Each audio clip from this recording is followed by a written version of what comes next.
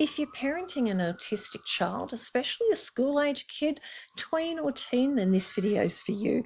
Consent in relationships don't usually go wrong because autistic kids don't care or they don't know what's right from wrong.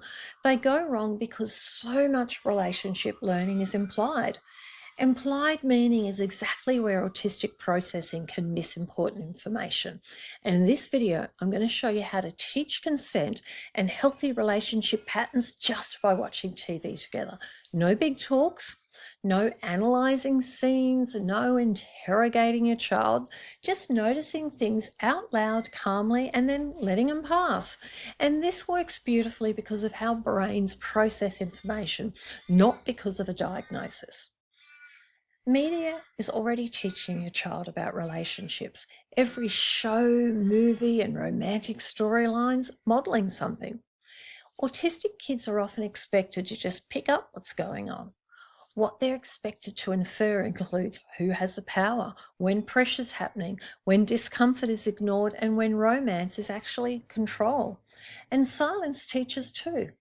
If we don't help decode what they're seeing, they'll still absorb it, but just without safety.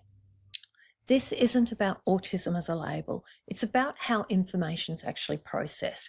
And many autistic and neurodivergent kids process the world very literally. Implied meaning gets missed. Power dynamics aren't always obvious, and pressure can look normal or natural. And going along can feel safer than resisting. There's often a going along response because the nervous system's trying to keep things calm and predictable. And if a character doesn't clearly say no, or pressure's framed as romance, or discomfort's just brushed off, the brain may not flag that as a problem. And this is why just talk about consent often doesn't work.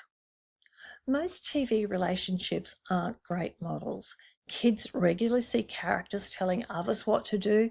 Jealousy is framed as love. Persistence is often framed as effort. And someone freezing or going along and discomfort is ignored. Nothing pauses to explain what's happening, and autistic kids might just absorb the behaviour without that safety context. Parents often feel they need to step in with a lesson here, but that's actually not what's going to help.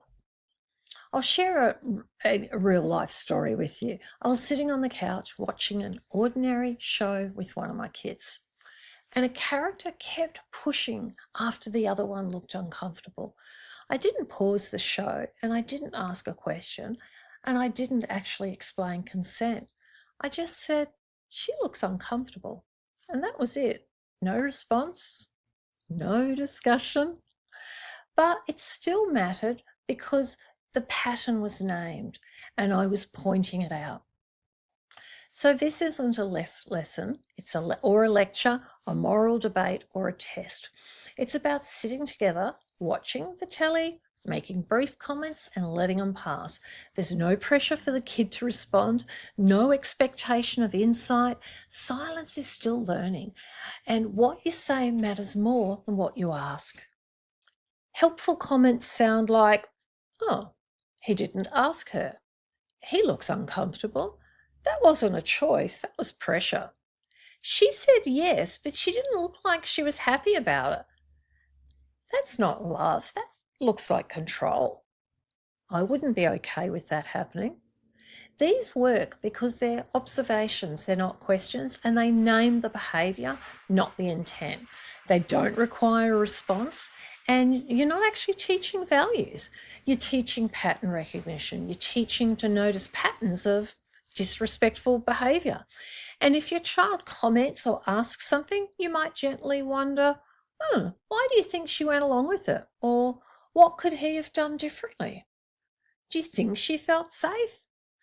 No follow-ups, no correcting, and if they don't respond, that's still okay. What this does is it teaches consent as a behaviour, not just words, makes power visible, and it separates pressure from choice. It also treats discomfort as information, and it names that going along with something isn't the same as agreeing. Over time, this helps to build those red flag awareness. It helps to build trust in the body signals, and also teaches them the language for unsafe dynamics, all without overwhelming the nervous system. You can name, control, intimidation, or manipulation without drama. A calm line might be, "That's not okay. That's not how safe relationships work." And if you worry that you're putting ideas in their head, remember, they're already seeing it. You're just adding safety, not ideas. And calm noticing lowers the risk. So look, you don't have to be perfect at this, you just have to be present. And you also don't have to create teaching moments. You just have to stop staying silent during the ones that are already happening. And if you want support with calm, neuro-affirming, everyday sex ed, please don't forget that there's lots of resources to help you with this at Sex Ed Rescue.